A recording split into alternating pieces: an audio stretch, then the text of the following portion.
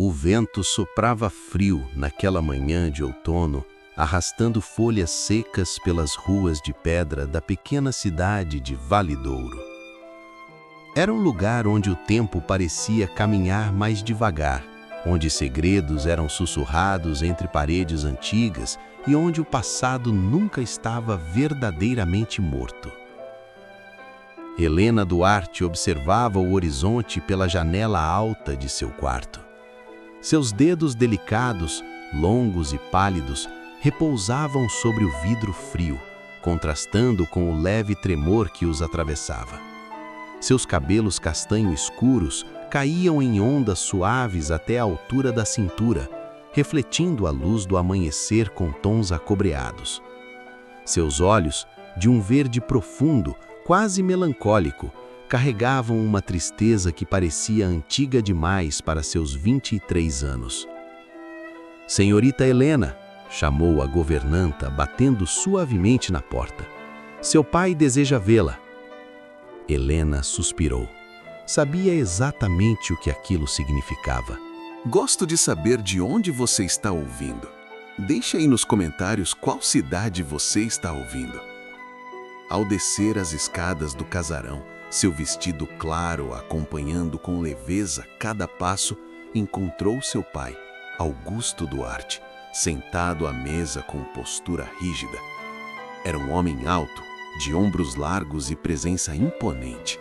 Seus cabelos grisalhos eram sempre impecavelmente alinhados e seus olhos escuros, quase negros, tinham um brilho frio e calculista que intimidava qualquer um.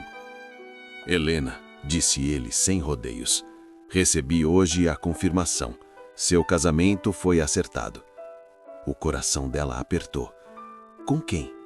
Com o filho do barão de Montreval, um homem respeitável, forte, rico. Helena fechou os olhos por um instante. "E eu?", perguntou com a voz firme, apesar da dor. "O que sou nessa decisão?" O pai ergueu o olhar, frio. "Você é a ponte que manterá nossa família de pé." Aquelas palavras ecoaram como uma sentença. Dias depois, durante um passeio obrigatório pelos jardins da propriedade Montreval, Helena conheceu aquele que deveria se tornar seu marido. Mas não foi o barão que chamou sua atenção.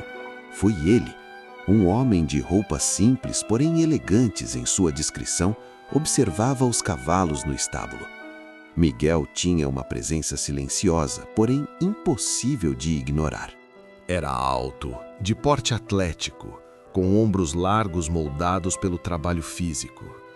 Seus cabelos negros eram levemente desalinhados, caindo sobre a testa de maneira despreocupada, enquanto seus olhos, de um castanho profundo, quase dourado à luz do sol, carregavam uma intensidade inquietante. Seus traços eram firmes, marcados por uma leve cicatriz próxima à sobrancelha direita, que lhe dava um ar ainda mais enigmático. "É novo por aqui", comentou uma criada ao lado de Helena. "Chama-se Miguel." Miguel ergueu os olhos naquele instante e o mundo pareceu parar. Havia algo naquele olhar, uma intensidade, uma chama que atravessou Helena como um raio. Não era apenas curiosidade, era reconhecimento, como se de alguma forma impossível já o conhecesse. "Senhorita?", ele disse, aproximando-se com um leve aceno de cabeça. Sua voz era grave, calma, mas carregada de uma emoção contida.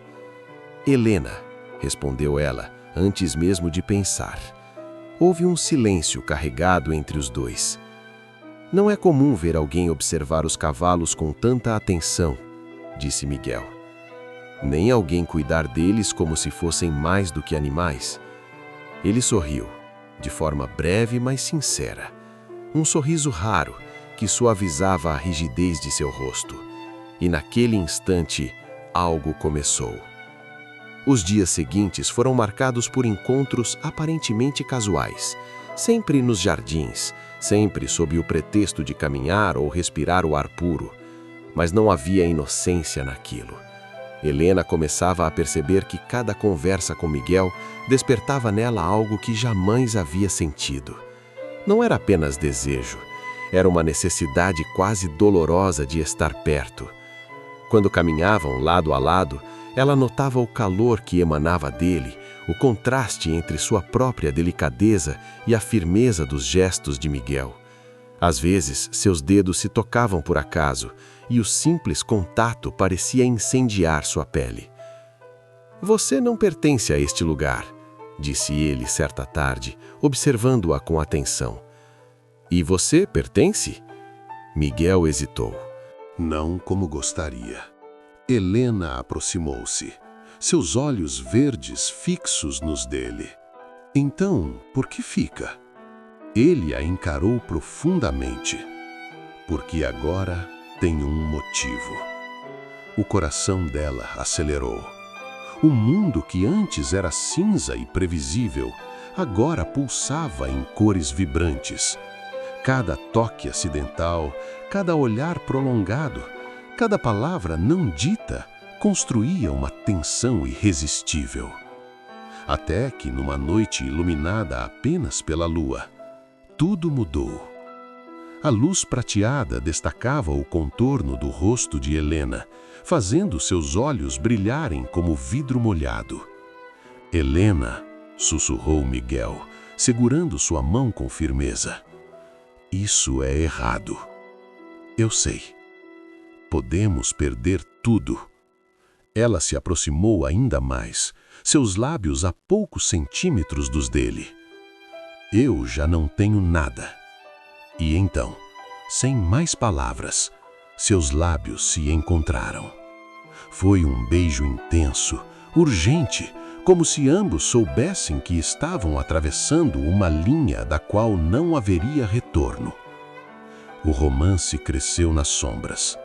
Cartas escondidas, encontros furtivos, promessas sussurradas.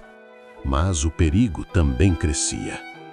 Numa tarde chuvosa, Helena encontrou Miguel diferente.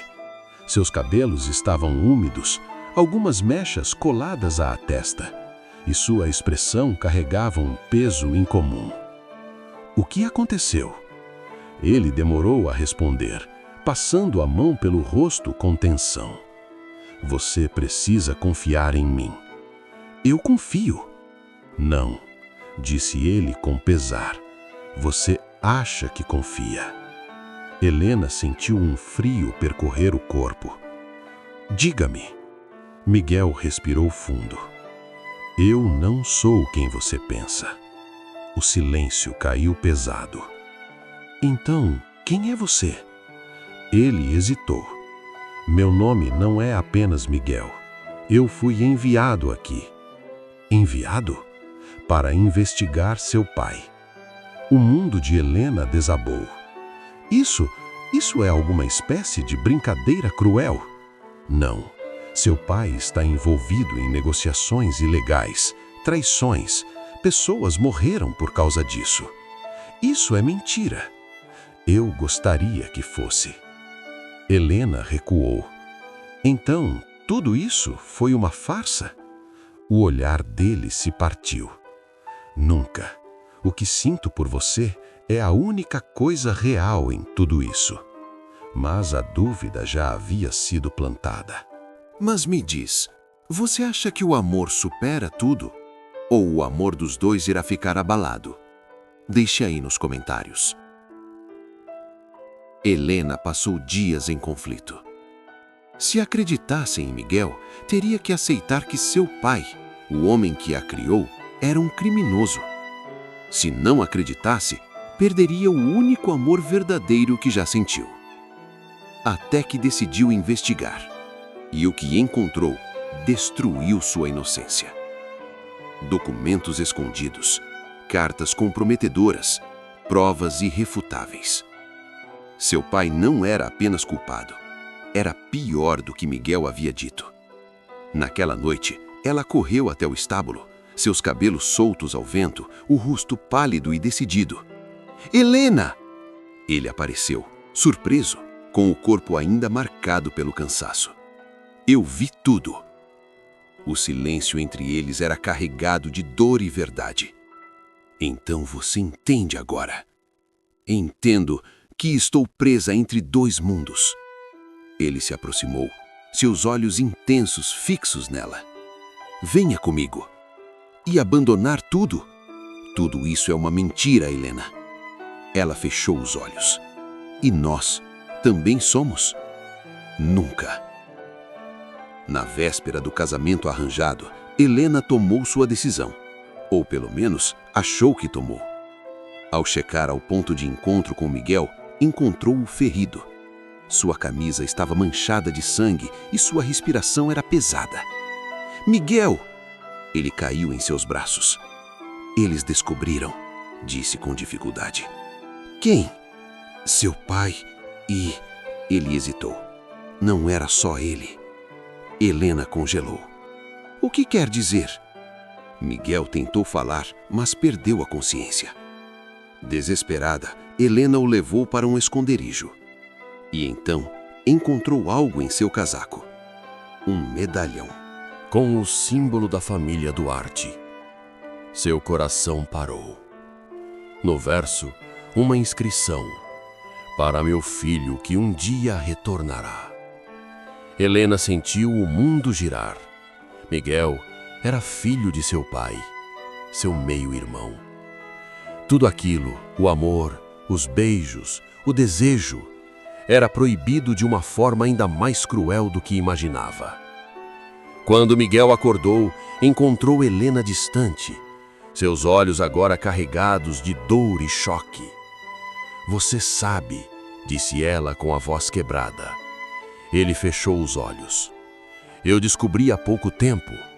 E mesmo assim, eu tentei me afastar, disse desesperado. Mas não consegui. Não depois de conhecer você. Lágrimas escorriam pelo rosto de Helena, destacando ainda mais o brilho de seus olhos verdes. Nós somos impossíveis. Não! Ele segurou seu rosto com firmeza. Nós somos vítimas de segredos, não culpados por amar. Amor não pode sobreviver a isso.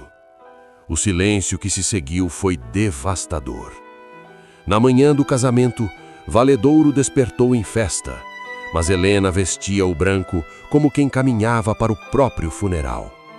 Seu vestido realçava sua figura esguia, mas seu rosto estava sem vida, como uma pintura desbotada. Miguel havia desaparecido.